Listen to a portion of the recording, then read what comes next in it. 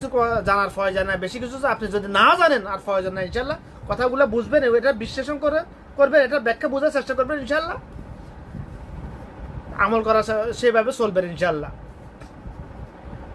অর্থাৎ আমরা যে কাজই করি না কেন, আমাদের যে কোনো কাজ রাসূল সাল্লাল্লাহু আলাইহি ওয়াসাল্লামের কাজের সাথে মিলবে, ওটাই হলো আমল, ওটাই হাদিস। আমাদের যে কোনো কথা, যে কথাগুলো রাসূল সাল্লাল্লাহু আলাইহি ওয়াসাল্লামের কথার সাথে মিলবে, ওটাই আমল, ওটাই হাদিস। আর আমাদের যে কোনো কাজ যেটা রাসূল সাল্লাল্লাহু আলাইহি ওয়াসাল্লামের কাজের সাথে মিলবে না, ওটাই বেআমল। ওটার বিনিময়ে হয়তো গুনাহ লেখা হবে, নেকি তো লেখার প্রশ্ন আসে না। ওটাই বেআমল, ওটাই বিদাত হবে, হয়তো বেশিরভাগ ক্ষেত্রে বিদাত, ওটাই বেশিরভাগ ক্ষেত্রে জাল হাদিস। যে কোনো কথা রাসূল সাল্লাল্লাহু আলাইহি ওয়াসাল্লাম বলেন নাই, ওই কথাগুলো রাসূল সাল্লাল্লাহু আলাইহি ওয়াসাল্লাম বলেছেন বলে চালিয়ে দেওয়াটাই হলো বিদাত। যে কোনো কাজ যে কোনো কাজ রাসূল সাল্লাল্লাহু আলাইহি ওয়াসাল্লাম যেটা করেন না, কিংবা যেভাবে করেন নাই ওইভাবে রাসূল সাল্লাল্লাহু আলাইহি ওয়াসাল্লাম করেছেন বলে চালিয়ে দেওয়াটা হলো বিদাত। আমি বিদাত নিয়ে ওদের কথা বলবো না এখন। আমি বিদাত নিয়ে কথা বিগত 6 মাস আগে থেকে টানা বলে আসতেছি, আমি বলেছি অনেক। মানুষের কলবে না ঢুকতে কি করার আর।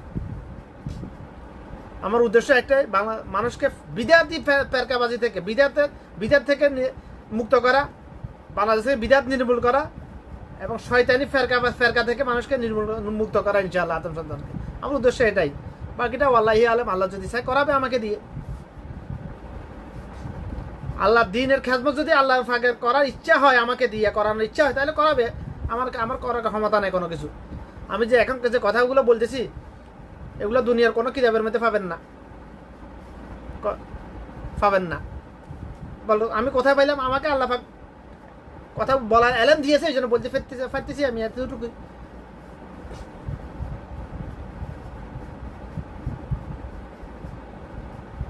আপনি যে কাজই করুন না কেন, আমি আবার বলছি, আপনি যে কাজই করুন না কেন, আপনার যে কাজ সবাই পছন্দ করে একযোগে, ওটাই আমল, ওই কাজটা রাসূল সাল্লাল্লাহু আলাইহি ওয়াসাল্লাম করেছেন।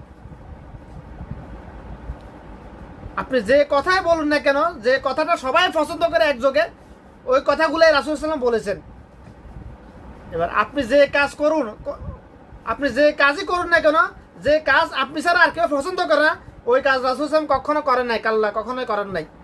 আপনি যে যত কথা বলুন না কেন, যে কথাগুলা আপনি ছাড়া কেউ ভালোবাসে না, ভালো লাগে না, কারো কাছে ভালো লাগে না, ওই কথাগুলো রাসূল কখনো বলেন নাই।